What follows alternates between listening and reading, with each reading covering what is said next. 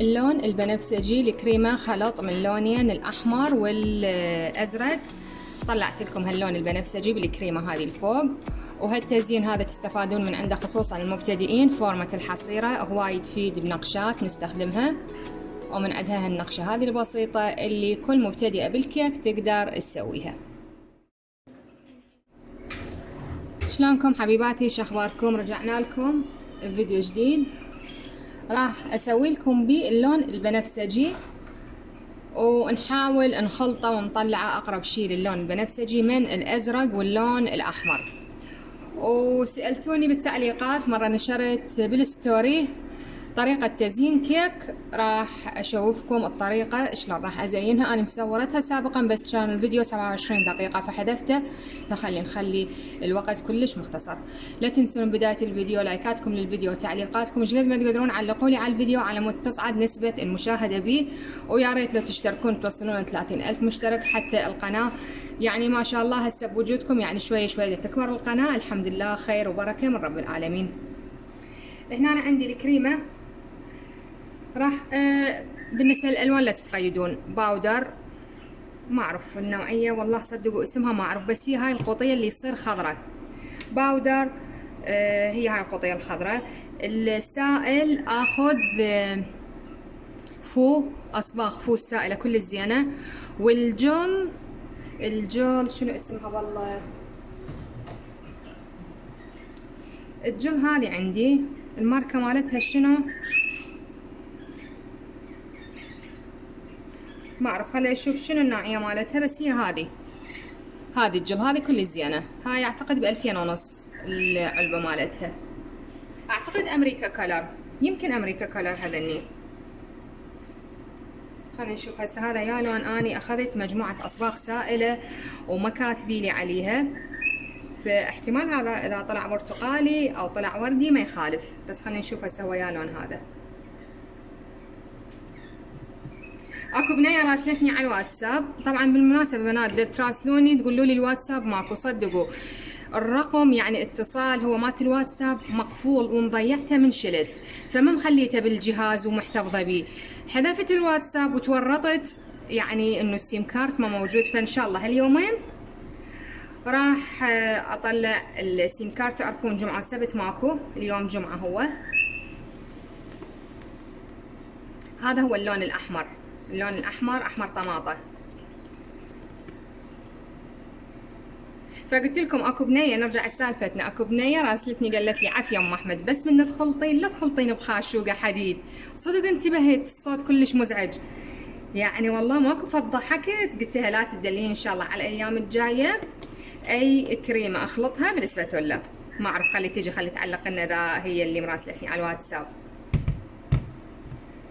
شوفوا هسه هذه، وراح اضيف لها شويه ازرق. اني بنفسجي عندي بس انتم تقولون ما عندنا بنفسجي. بنفسجي من تردون تاخذون لا تقولوا له بنفسجي ساده. البنفسجي الساده نفس لون الحبر، كانما حبر موقعته على قميص ابيض، تخيل اللون مالته شلون يصير. بس قولي له اريد لون الزبيب، البنفسجي الزبيبي، هذا اللي يخلوه شربة الزبيب او بيربل، اسمه بيربل. هاي خلينا له شويه ازرق.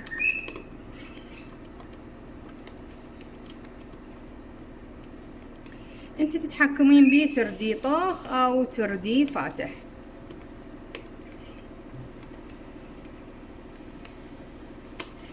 وهاي طريقة اللون البنفسجي. تريدي فاتح على وردي تكثرين اللون الوردي وتقللين الازرق، تردي طوخ تسوين العكس.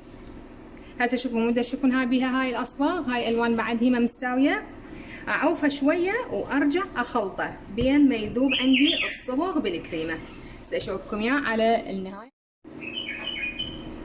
هنا أنا كيكتي قياس 20 سنتيمتر مقدار واحد. غلفتها وحشيتها وبردتها، يعني تقريبا صار لها فد ساعتين بالفريز، لان هسه الساعة 3 والناس يردوها الساعة 5 العصر.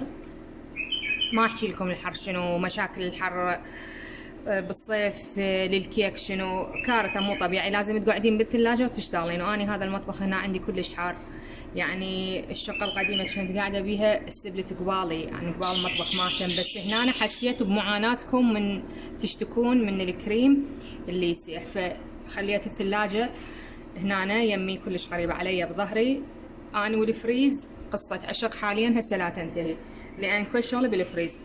شوفوا هذه بحرارة المطبخ عندي مايعة هيك النوتيلا. هاي النوتيلا اذا سألتوني عليها راح اعرف لكم صورتها. النوتيلا الايطالي مستر مارتيني، ووردات 2، وهذني حفرة الرمان 2، وش كم حبة لؤلؤ. وراح ازينها مثل ما قلت لكم بفورمة الحصيرة. الجهة شوية هذه، بما انه انا عندي هذه جامدة فرأسا تجمد عليها. وصف الإيطالية فقط 10 كيلو ما تلزم، تسيح وتنزل جو حتى للقاعدة.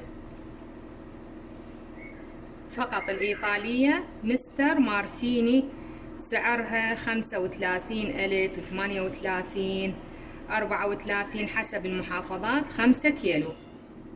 اللي بالبندق لا تتورطون وتاخذون الغامقة، يكون طعمها مر.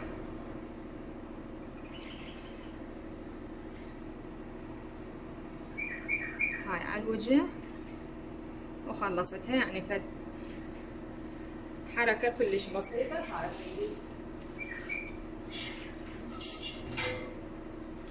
اساوي وجهها قبل ما تجمد بهالشكل هاي، لان مثل ما قلت لكم هذه بسرعة تجمد.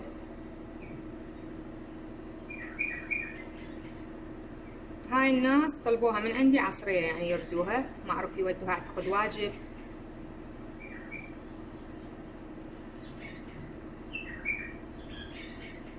هاي بهالشكل، هاي ضربات خفيفة على الوجه. راح تصير عندكم هاي الحبشكلات اللي هنا دائما تسألوني عنها. هذه خلصتها، راح شوية ابردها